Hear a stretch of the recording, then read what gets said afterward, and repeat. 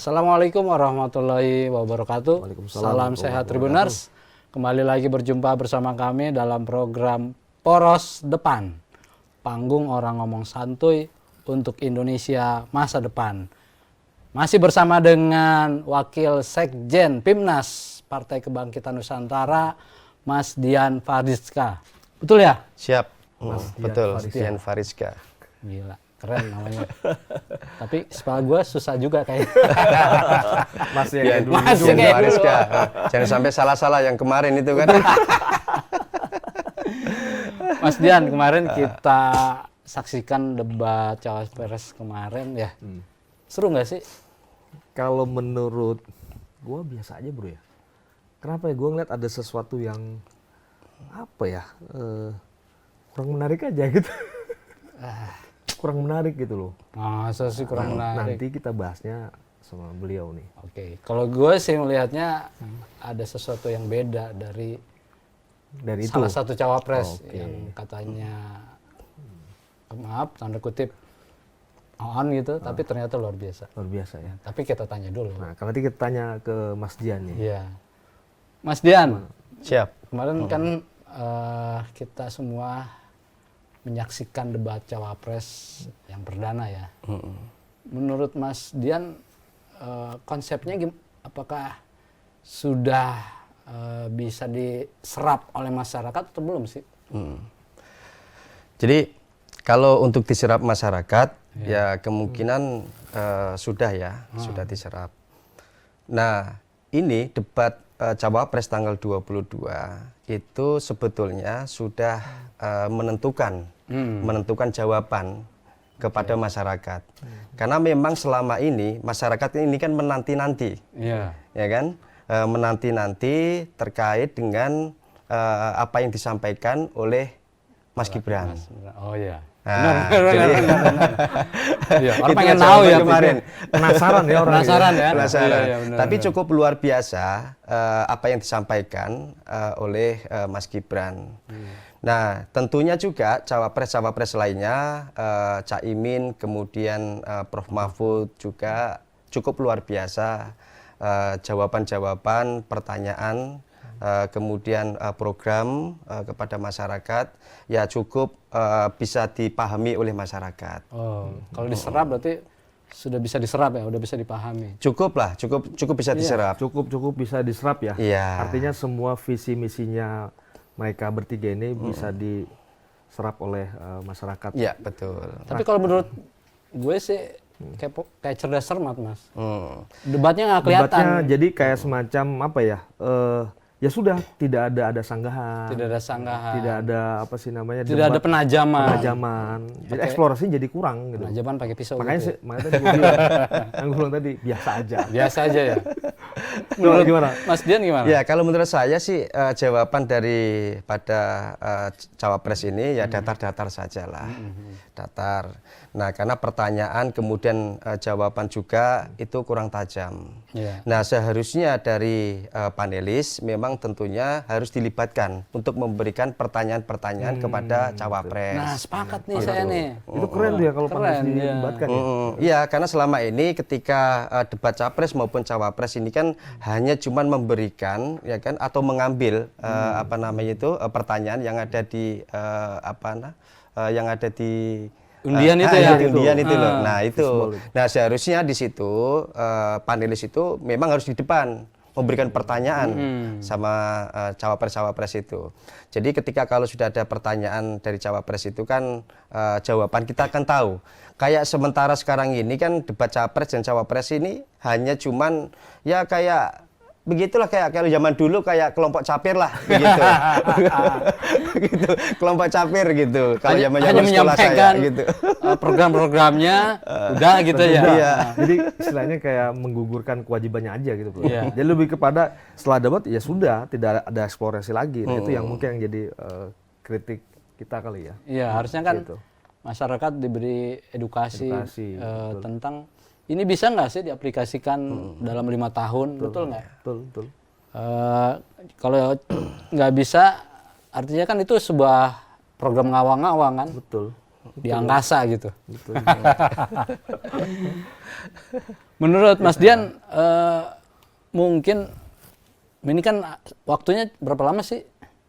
Kalau durasi tanya jawab, kalau dia eksplorasi 4 menit, tapi kalau tanya jawab 2 menit. Total itu hampir 3 jam kali ya?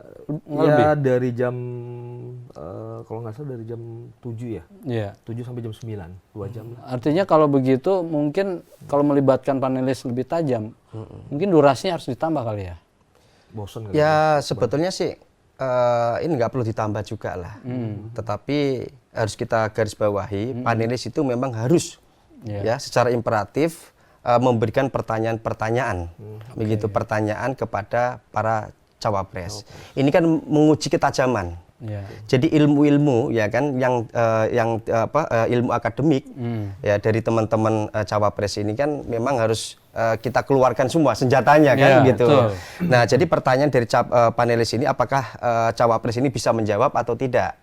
Nah, seharusnya panelis itulah harus dilibatkan untuk memberikan pertanyaan-pertanyaan agar masyarakat luas ini kan memahami, mengerti. Oh, jawabannya itu pinter kan gitu. Oh, ini jawaban secara akademik ya kan. Oh, ini jawaban secara umum kan gitu ya. Begitu. Ini jawaban bisa dilaksanakan apa enggak? Enggak. Yakin enggak? Nah, gitu kan. Jangan cuma ngecap doang. Betul. Janji cuma janji. Betul. Nah, gini juga bro, ini kan yang nggak kita sangka nih ya, mungkin para Tribuners menonton juga debat tanggal 22 Desember lalu. Sekelas Profesor Dr. Mahfud MD bro. Kenapa tuh? Itu profesor yang kita pikir itu keluar pemikiran-pemikirannya gitu kan. Ternyata gua ngeliat ya loh, kok sekelas beliau ini kayak terkungkung gitu loh. Mungkin ya itu tadi mungkin apakah karena teknis debatnya tidak bisa mengeksplor gitu kan, sehingga dia hanya karena dibebankan waktu akhirnya ya sudah pemikirannya itu aja gitu. Nah kalau menurut Mas Dian gimana sosok Prof Mahfud yang sungguh luar biasa secara hukum, akademik dan sebagainya? Gimana Mas Dian komentari? Ya kalau saya lihat itu jadi Prof Mahfud ini jawaban-jawaban itu ya sedikit kurang menarik juga. Kurang menariknya menarik. karena karena mungkin dilihat dari pertanyaan juga kan. Jadi pertanyaan-pertanyaan dari teman-teman cawapres yang lain baik nomor urut 1 maupun nomor urut 2 ini kan bahasanya bahasa baku. Bahasa baku ya gitu loh. Jadi kalau bahasa baku yang yang kita lawan bicaranya itu kalau kurang memahami juga kita ambiar juga. Begitu. Nah, saya kasih contoh pada saat Gibran itu memberikan pertanyaan kepada Muhaimin. Caimin. Ya kan? Nah, itu tuh? kan terkait masalah SGIE kan gitu. Kalau Caimin ini kan memang mantan dari jebolan dari santri. Kalau mantan jebolan dari santri terkait masalah SGIE ya kan itu kan terkait masalah ekonomi syariah. Kalaupun dijelaskan secara gamblang apa sih singkatan SGIE, mungkin beliau juga langsung jawab, bisa menjawab. Tapi kan kenyataan beda, lain kan gitu. Ya inilah karena pertanyaan-pertanyaan ini lawan bicaranya ini kan memberikan pertanyaan baku, sehingga lawan bicaranya tidak memahami. Begitu. Ini terkait masalah Muhaimin. Kemudian pertanyaan yang disampaikan kepada Prof Mahfud di situ, ya ini kan terkait carbon storage itu kan, itu contoh kan gitu, terkait regulasi. Ya kalau regulasi ini kan memang terkait dengan peraturan perundang-undangan. Kalau selama ini carbon storage ini memang belum dibakukan untuk menjadi undang-undang. Nah, Prof Mahfud tidak ada salahnya untuk menjawab terkait carbon storage itu. Karena selama ini kan, ini kan harus ada tahapan-tahapan. Kalau kita berbicara pembentukan peraturan perundang-undangan, ya memang ada etapa-etapa yang harus dilalui untuk disahkan menjadi undang-undang. Ya salah satunya kayak Prof Mahfud itu kan etapa yang pertama terkait masalah naskah akademik. Nah, ini kan harus ada analisa kajian. Nah, itu betul. Ya, tetapi kan kalau untuk Mas Gibran ini kan pertanyaan yang tidak memahami. Artinya posisi Pak Mahfud itu menurut Mas Dian bagaimana tuh? Baik atau mungkin karena pertanyaannya yang tidak dimengerti atau gimana gitu. Makanya Ya. saya bilang, saya ngeliat itu kurang terekspor aja sih. Kalau Ya, saya itu. kalau sebetulnya itu apa tadi yang saya sampaikan, kalau Prof Mahfud kelasnya itu, kalaupun ada orang bertanya, pasti akan dijawab. Pasti. Secara runtun. Ya. Tetapi yang timbul pertanyaan di sini, apakah orang yang bertanya, ya kan, paham atau tidak? Oh. Kan gitu. Karena yang selalu ditanyain kan baku pertanyaannya. Iya. Baku. Kalau baku ini kan orang kan tidak memahami. Ya kalau nggak memahami ya jawabannya kan juga salah-salah juga. Ya tapi kalau misalkan pertanyaan itu jelas, Makanya gamblang, pertanyaan jelas gitu ya. Kalau jadi pertanyaan nggak jelas, jadi jawabannya nggak jelas. ya gitu. Ya kalau saya lihat kemarin waktu debat itu ya lucu-lucu semua lah gitu. Dari nomor 1, nomor 2, nomor 3 agak lucu-lucu. Tapi harus dipahami ya kalaupun pada saat debat selanjutnya nanti ya saya minta kepada teman-teman Capres 1, 2, dan 3 harus memberikan pertanyaan yang jelas. Jadi orang menjawab itu tambah jelas. Iya. Begitu. Jadi jangan membuat nggak jelas, yang akhirnya nggak jelas juga. Nggak gitu jelas ya. juga. Gitu. Pertanyaannya nggak jelas, jawabannya jadi nggak. Itu. Orang Ya. lucu-lucuan, Bang. Iya. Ya kayak Tapi bukan panggung komedi kan?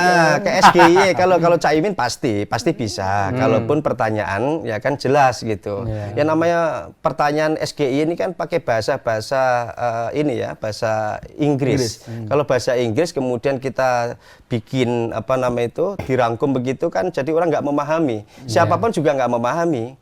Ya kayak misalkan abang pasti nggak tahu SGY itu apa, kalaupun Iya. tidak dijelaskan. Saya juga nggak tahu. Saya taunya SGE, Apa tuh sih? Sekolah Guru Ekonomi. Zaman jadul banget ya. Iya, iya dong, kan ekonomi kan syariah. Tapi memang kalau kita simak kemarin itu ada yang memang keluar rel gitu dari tema debat gitu. Karena memang masyarakat secara struktural ya kan aspirasi melalui dewan, ya kan, kemudian dibawa ke eksekutif. Nggak mungkin juga pakai singkatan, Pak Dewan, tolong dong SGE, gitu. Bener nggak? Orang bingung kan? Iya kan? SGIE. Iya. SGE, kalau gua SGE. Iya kalau Iya ketemu kan? sama Dewan begini, Bang minta RK, apa itu RK? Rokok. Jadi kan nggak paham. Iya, kan? Apalagi ini kan pakai bahasa Inggris kan, Iya. jadi nggak jadi bahasa sehari-hari kita nggak tahu jadinya. Iya. Karena yang ditanyakan kan pakai bahasa Inggris. Nah kecuali pakai bahasa pada umumnya lah Iya. gitu. Nah kemungkinan Caimin dan Prof Mahfud kan bisa menjawab dengan Iya. gamblang dan jelas. Artinya relnya itu orang mau ngejelasin malah ngebingungin gitu kan. Ya kalau orang misalnya orang Papua, bagaimana kan? Itu kan istilahnya gitu, terbingung juga. Ya nggak? Mas Dian, dari 3 cawapres kemarin, Iya. menurut Mas Dian, kira-kira yang programnya itu bisa terrealisasi dalam 5 tahun ke depan itu siapa, Mas? Kalau masalah program ini kan sebuah wacana. Iya. Ya memang tentunya ketika kalau orang mencalonkan, baik itu tingkat RT, RW, desa, bupati, atau wali kota, gubernur, ya kan sampai presiden pun pasti punya program-program. Iya. Visi misi pasti ada. Banyaklah teman-teman kayak Caimin, itu kan programnya contoh ini ya, Iya. 40 Kota. kota. Jadi 40 kota, ya namanya kan program kan. Iya. Ya, jadi program itu kalaupun direalisasi ya bagus, kalau nggak direalisasi juga nggak masalah. Kalaupun itu terjadi. Kan janji. Ya memang janji ya, tapi kan kalau 40 kota dibangun seperti halnya ibu kota DKI Jakarta, ya tentunya memang agak lama. Agak lama Karena ya? program 5 tahun ini itu kan memang kecil sekali lah. Iya. Jangan kan Itu 5 yang tahun, mepet ya? 10 tahun pun itu memang agak terlalu pendek. Terlalu pendek ya? Ya, terlalu pendek. Ketika kalau program-program apalagi 40 kota, ya bagus programnya. Tapi yang jadi pertanyaan apakah 40 kota itu bisa direalisasikan dalam jabatan wakil presiden atau tidak. Oh. Jadi masih ngawang-ngawang juga. Jadi masih ngawang juga ya. Ya. Waktunya juga ya, kayaknya sebentar ya. Ya tapi kan mereka bisa harusnya merumuskan harusnya, sesuai anggaran APBN, pendapatan negara, kemudian juga rencana jangka panjang pembangunan ya. Betul. Ya. Betul nggak? Betul. Sangat betul sekali. Nah, lagi episode pertama ya kita pernah bahas tuh soal Mas Gibran. Ternyata benar apa yang dikatakan oleh Bro Dodi. Ternyata Gue boleh jadi pengamat dong. ternyata Mas Gibran itu yang nggak kita nyangka gitu kan, begitu sangat percaya diri. Terus dalam pemaparannya pun dia nggak kaku, dia cukup percaya diri banget gitu. Udah gitu netizen juga sempat kaget loh, sekelas Mas Gibran yang kalau ditanya wartawan itu Orang ingatnya asam sulfat. istilahnya selalu diam gitu, tanya iya atau tidak. Pasti pertanyaannya apa, ditanya atau iya atau tidak aja. Kalau dia jawabannya seperti itu. Ini begitu luar biasa dia menyampaikan kepada publik. Nah, kalau menurut Mas Jan itu ini memang apa karena konsultannya memang jago atau memang sengaja Mas Gibran tuh mainkan peran Memberanikan dirinya seperti itu. seolah-olah dia tidak ngerti apa-apa gitu loh. Atau mungkin saat debat kemarin benar-benar disetting. Gimana Mas? Iya, jangan kan seperti Bro Dodi kan, gitu. Beliau oke loh, dia bilang oke, ternyata jangan-jangan konsultannya lagi. Saya juga kaget-kaget sebetulnya. Kaget kan? Saya kaget gitu, betapa gamblangnya, jelasnya, ya kan. Mas Gibran itu memaparkan seterang-terangnya. Wah, saya juga kaget. Ini luar biasa apa yang disampaikan oleh Mas Gibran. Jadi kalau saya baca dari 3 orang itu, yang paling luar biasa itu hanya cuma Mas Gibran. Wow. Karena apa? Karena pemaparannya itu jelas, pemaparannya. Sangat jelas. Sangat jelas. Ya, tetapi di luar itu kita ini nggak tahu alam juga. Iya. Gitu. Tapi kan kita berbicara terkait pemaparannya ya, gitu loh. Yang biasa di masyarakat itu Mas Gibran ini menyampaikan kepada masyarakat ini kan hanya cuma sepatah-sepatah, gitu, sepatah-sepatah dan yang kurang jelas, begitu. Tetapi betapa luar biasanya Mas Gibran itu di podium itu, ya kan, sampai jalan itu kan di depan itu luar biasa termasuk kayak Prof Mahfud kemudian Caimin di situ hanya cuman di podium standby di situ kan. Sampai gitu. ngomong, Tapi, waduh kalau bisa maju saya maju nih. nah itu, tetapi di luar itu kita ini walam juga kita nggak tahu apakah itu terkait masalah konsultannya itu yang bagus, apakah ada yang lain. Nah, kalau ini kan berbicara netizen ya, gitu. Yang saya lihat itu di netizen ini, ya kayak contohnya Roy Suryo. Jadi Roy Suryo ini kan memberikan statement ya, begitu statementnya bahwasanya, kenapa calon presiden dan wakil presiden ini ya, khususnya di calon wakil presiden sampai ada 3 mic gitu. Nah, ya kan? itu seru tuh. Nah, ini yang jadi pertanyaan gitu. Nah, ini kan kalau bahasa-bahasa teman-teman yang lain itu kan ini hanya cuma membackup. Kalau saya kenapa sih harus membackup? Karena ini kan pekerjaan 5 tahun sekali, ya kan?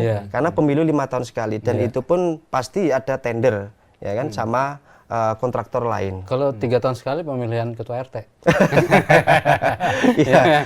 Tidak bisa juga ketika alat-alatnya itu ada yang sedikit rusak, karena tendernya itu besar.